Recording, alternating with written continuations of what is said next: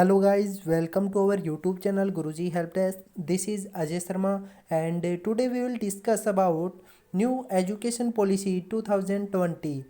तो दोस्तों आज हम चर्चा करने वाले हैं नई शिक्षा नीति 2020 के बारे में। तो क्या खास बात है नई शिक्षा नीति के अंदर और किन किन पॉइंट्स के अंदर चेंजेस किए गए हैं, क्या पैटर्न है नई शिक्षा नीति का, तो सभी बातों के बारे में हम डिस्कस करेंगे।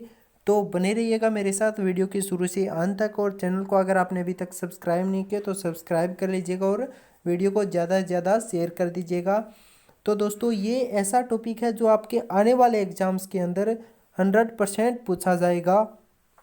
तो चलिए शुरू करते हैं नई शिक्षा नीति 2020 के बारे में कुछ इम्पोर्टेंट पॉइंट्स। तो दोस्तों 29 जुलाई 2020 29 जुलाई 2020 को MHRD मिनिस्टर यानी कि मानव संसाधन विकास मंत्री रमेश पोखरियाल निशंक द्वारा, वर्तमान में MHRD मिनिस्टर जो है वो कौन है, वो है रमेश पोखरियाल निशंक। इनके द्वारा 29 जुलाई 2020 को जो है नई शिक्षा नीति की घोषणा की गई। ठीक है दोस्तों, जो 34 साल पुरानी राष्ट्रीय शिक्षा नीति 1986 को प्रतिस्थापित करेगी। ये किसका स्थान लेगी? जो शिक्षा नीति 1986 से चली आ रही थी उसकी जगह पर नई शिक्षा नीति 2020 को स्थान दिया जाएगा।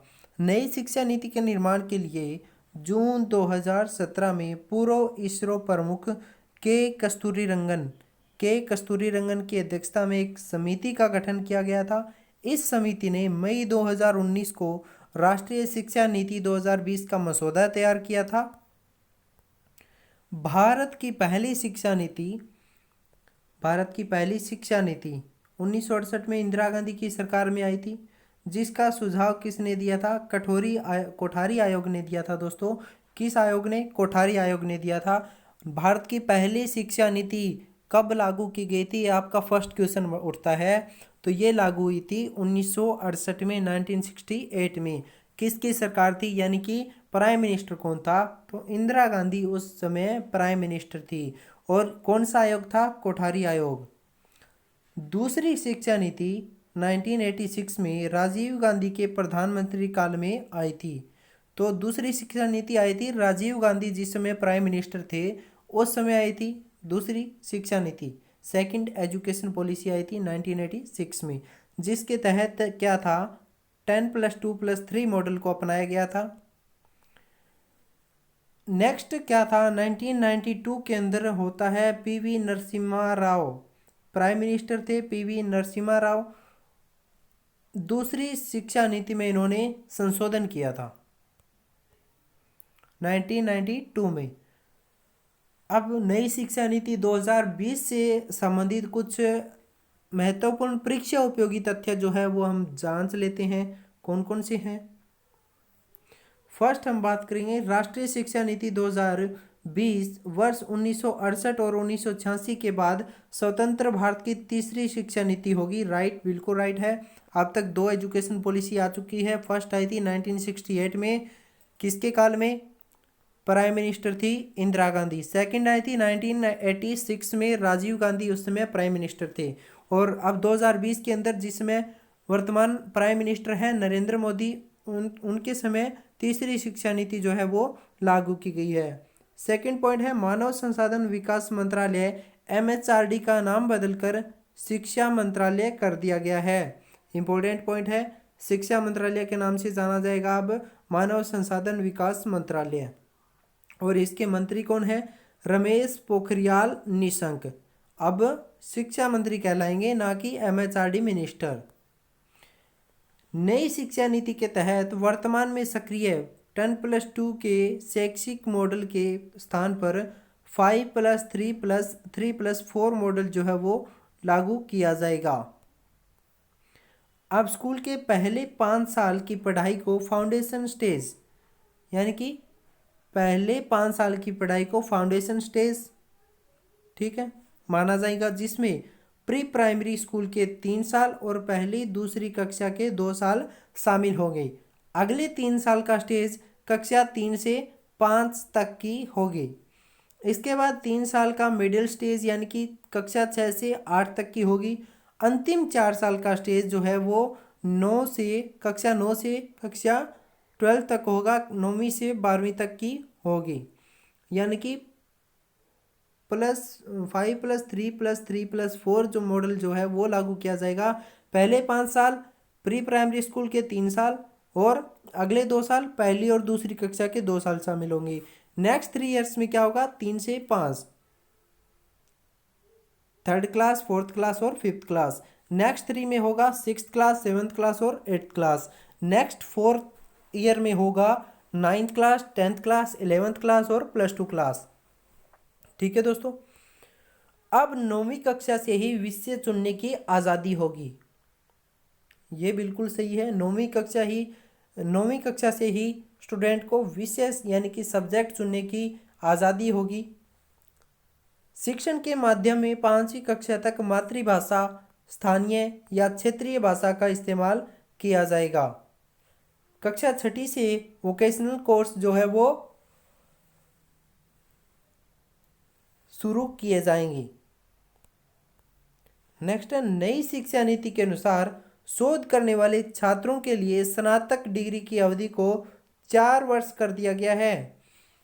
रिसर्च करने वाले छात्रों के लिए स्नातक डिग्री की अवधि को 4 वर्ष कर दिया गया है।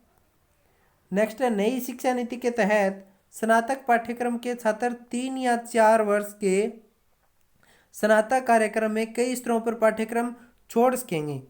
जैसे पहले वर्ष में कोर्स छोड़ने पर प्रमाण पत्र दिया जाएगा, दूसरे वर्ष में कोर्स छोड़ने पर डिप्लोमा दिया जाएगा, तीसरे वर्ष में कोर्स छोड़ने पर डिग्री दी जाएगी और अंतिम या जो फाइनल ईयर है, चौथा वर्ष है, उसमें कोर्स छोड़ने पर शोध के साथ स्नातक का प्रावधान है।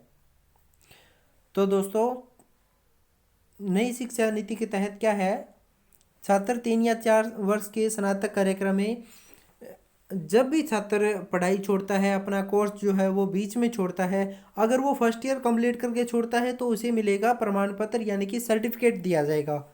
दूसरे ईयर में यानी कि सेकंड ईयर कंप्लीट करने के बाद अगर छोड़ता है कोई स्टूडेंट तो उसको डिप्लोमा प्रदान किया जाएगा। और अगर कोई थर्ड ईयर में छोड़ता है उसको डिग्री दी जाएगी। और जब कंप्लीट करता है यानी कि जो 4 साल वाले जो डिग्री कोर्सेज है, ग्रेजुएशन कोर्स हैं, उनमें कंप्लीट करता है तो उसको शोध के साथ स्नातक डिग्री देने का प्रावधान इस नई शिक्षा नीति के तहत जो है वो किया गया है।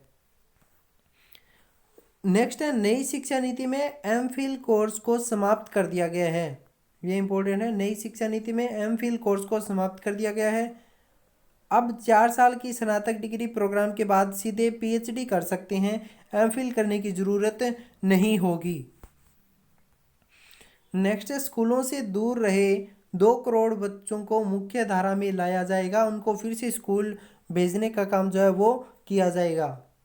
नई शिक्षा नीति में शिक्षा पर जीडीपी का 6% खर्च करने का लक्ष्य रखा गया है, जो वर्तमान में कितना है, 4.43%। और लक्ष्य कितने का रखा गया है, टारगेट कितने का है जीडीपी का, शिक्षा पर 6% रखा गया है टारगेट। नई शिक्षा नीति के तहत वर्ष 2030 तक स्कूली शिक्षा में 100% जीआईआर यानी कि ग्रोस एनरोलमेंट रेशो के साथ माध्यमिक स्तर पर एजुकेशन फॉर ऑल का लक्ष्य जो है वो माध्यमिक स्तर पर रखा गया है। नेक्स्ट है, उच्च कक्षा में जीआईआर यानी कि ग्रोस एनरोलमेंट रेशो वर्ष 2035 तक 50% करने का लक्ष्य जो है वो रखा गया है। नेक्स्ट है, उच्च शिक्षा में 3.5 करोड़ नई सीटें जोड़ी जाएगी। उच्च शिक्षा में 3.5 करोड़ नई सीटें जोड़ी जाएगी। छात्रों के प्रगति के मूल्यांकन के लिए मानक निर्धारक निकाय के रूप में परख नामक एक नए राष्ट्रीय आकलन केंद्र की स्थापना की जाएगी। नई शिक्षा नीति का लक्ष्य 2030 तक 3 से 18 आयु वर्ग के प्रत्येक बच्चे को गुणवत्तापूर्ण शिक्षा प्रदान करना है। यूजीसी यानी कि university grant commission, AICTE NCT को हटाकर एनसीटी को हटाकर higher education commission HEC of India का निर्माण जो है वो किया जाएगा। Higher education commission of India का निर्माण किया जाएगा। नेक्स्ट पॉइंट है नई शिक्षा नीति 2020 लागू करने वाला प्रथम राज्य हिमाचल प्रदेश है। 100% पूछा जाएगा आपके आने वाले एग्जाम के अंदर, चाहे वो रेलवे का हो, स्टेट लेवल का हो या फिर SSC का हो। तो दोस्तों आशा करता हूँ आपको लेक्चर अच्छा लगा होगा नई शिक्षा नीति 2020 के बारे में जो था। तो दोस्तों चैनल को सब्सक्राइब कर लीजिएगा, वीडियो को ज़्यादा से ज़्यादा शेयर कर दीजिएगा और वीडियो को लाइक कर दीजिएगा। थैंक यू, मिलते हैं नेक्स्ट लेक्चर में।